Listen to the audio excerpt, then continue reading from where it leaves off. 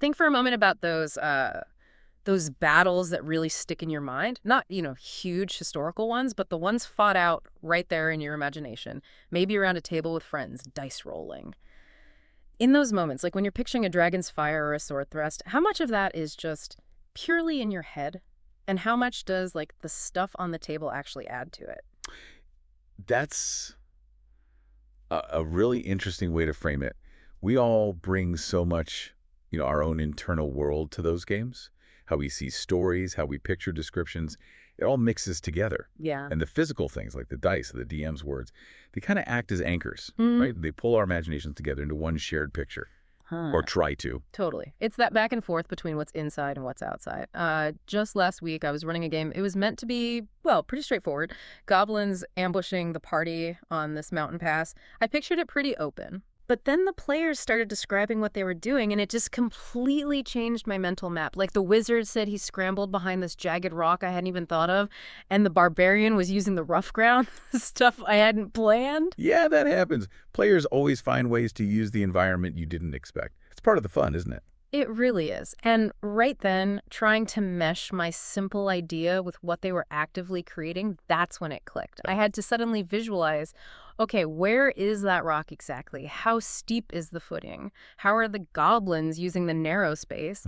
It stopped being just about, rolling dice for hits. It became the shared building of the scene. And honestly, them surprising me like that, forcing me to visualize more deeply, it made the whole fight way better, much more memorable. That story is a perfect lead-in for what we're diving into today, which is visualizing combat in Dungeons & Dragons. We've been looking at this really insightful article from LitRPG Reads called How to Visualize Combat in Dungeons & Dragons for New and Veteran DMs. It digs into all the different ways we try to make those fights feel real. Okay, yeah, let's get into it. The article breaks down a few main ways people handle this. First up, probably the oldest way, theater of the mind. Right. And the article points out something interesting about why it works. It's not just that it's flexible, though it is. It's that the flexibility lets you shift smoothly between, say, intense combat and heavy role-playing. Makes sense. You don't have that clunky pause where everyone stops to move minis around on a map. Right. That can kind of kill the mood if you're in a really dramatic dialogue scene that suddenly explodes into action. That narrative flow is a big plus. Yeah, I can see that. Jumping from a quiet chat in an alley to a frantic rooftop chase without needing any props. That's powerful. But as we all know, that freedom can cause problems too. Exactly. The big one is confusion about positioning. It's easy to lose track of who's standing where, how far apart everyone is, who's flanking who, without a visual reference everyone agrees on. Mm-hmm. And that lack of a shared map, so to speak, can lead to, well, subjective calls from the DM. Maybe disagreements about whether someone's really in range or has cover. Right. The article had some good tips for dealing with that, though. Using really strong visual metaphors helps, like saying an ogre is about as wide as that card over there. Yeah.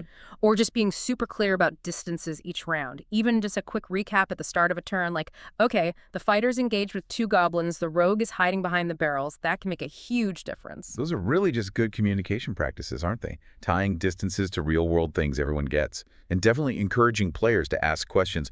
Wait, how far am I really from that archer? Making sure everyone's picturing roughly the same thing.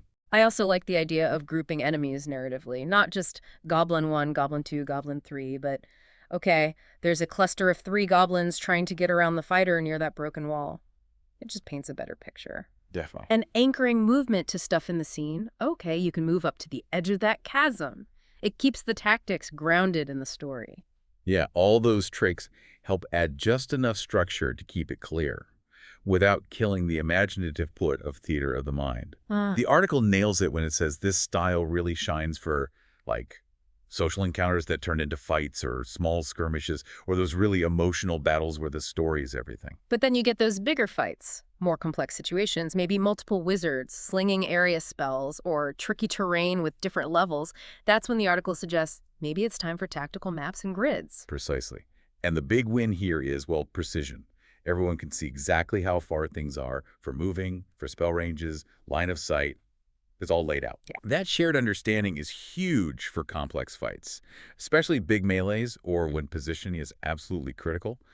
And it definitely helps players work together. They can actually see how to coordinate flanking or set up combos. Oh, for sure. Pulling off a neat tactical move because you can see the grid lines, know exactly who you can reach. That's really satisfying.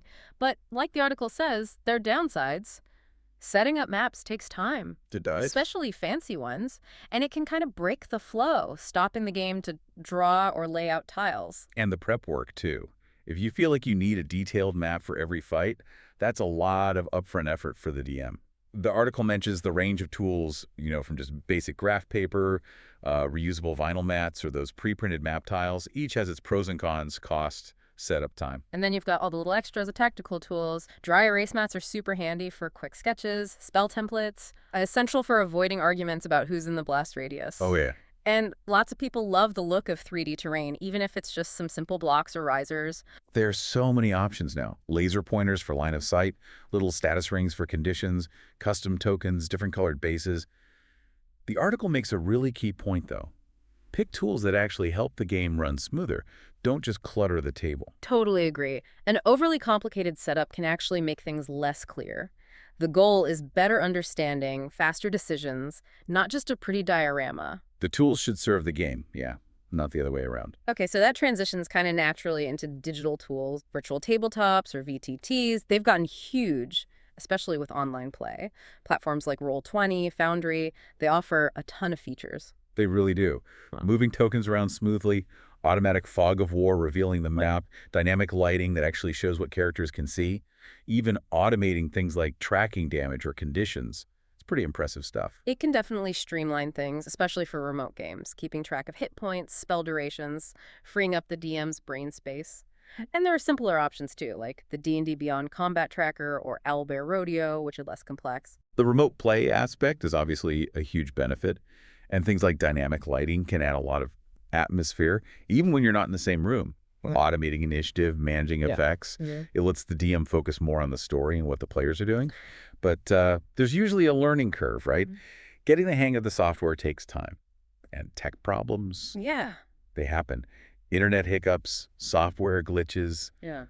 It's part of the deal with digital tools. And setting up can still take a while, maybe even longer if you're designing detailed maps, setting up lighting, placing all the digital tokens just right. The article gives a quick rundown of a few VTTs, mentioning features, learning curve, cost, Yeah. and it gives some solid advice. Start simple. Don't try to use every single bell and whistle right away if you're new to a VTT. Which is good advice for physical tools, too, really. Mhm. Find what works for your group, what makes the game clearer and more fun without bogging things down. Ease of use, clarity. Yeah. Those are the key things. Then the article gets into physical miniatures versus tokens. There's definitely something cool and tactile about having a little figure representing your character right there on the table. For sure. Miniatures add a certain presence. A lot of players feel more connected, more immersed when they can see their character physically on the board. But as the article points out, minis can get expensive, and you need somewhere to store them all. Yeah, the collection can get out of hand fast. Tokens are way more budget friendly. You can make your own easily, use coins, bottle caps, whatever. They might not have the same visual wow factor for everyone, though. Right, so it often comes down to budget, preference, maybe the type of game. Yeah. Minis for the big boss fights or in-person campaigns, tokens for regular sessions or online play, perhaps. It varies a lot. What I liked is how the article then kind of zooms out, saying no matter which method you use, mine, map, VTT, minis, tokens, the real goal is clarity, making sure everyone understands what's happening on the battlefield. Exactly. Because when players clearly see the situation, the threats, the cover, the escape routes, they feel empowered. They make bolder choices, coordinate better. It leads to more engaging play overall. That makes total sense. If you're confused about where you are or what you can do, you tend to play cautiously, maybe just default to attacking the nearest thing. Clarity breeds confidence. And it's not just tactical clarity, it's emotional investment too.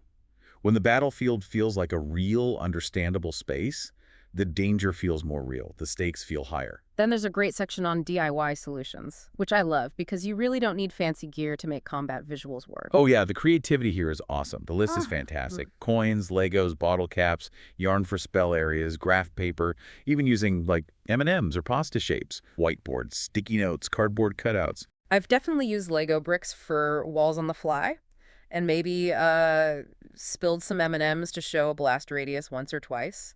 The key thing the article mentions is combining these simple props with good descriptions and getting players involved. Even a plain bottle cap is a scary monster if you describe it well. And it's not just cheap, it's super adaptable. You can tailor DIY stuff to exactly what you need for this specific fight. Plus, if players help make the props, they get even more invested. Okay, but then there's the flip side. Pacing. All these visual aids, whether they're fancy or DIY, they need to help the game flow, not slow it down to a crawl. That's such a crucial point. It's a balancing act for the DM, knowing when to add detail and when to keep things moving. The article has some smart tips for this, like using visible initiative trackers so everyone knows who's next, Yeah. or grouping enemies visually on a map too, not just narratively. Maybe fading or flipping monster tokens when they're wounded so players can see progress at a glance. Skipping movement that doesn't really change anything tactically. I really like the idea of marking damage on tokens somehow, even just turning them slightly or putting a little marker on them. It's a quick visual cue. And definitely removing defeated enemies right away. Cleans up the board, keeps focus on the real threats. The core message there is, keep checking if your tools are helping or hindering.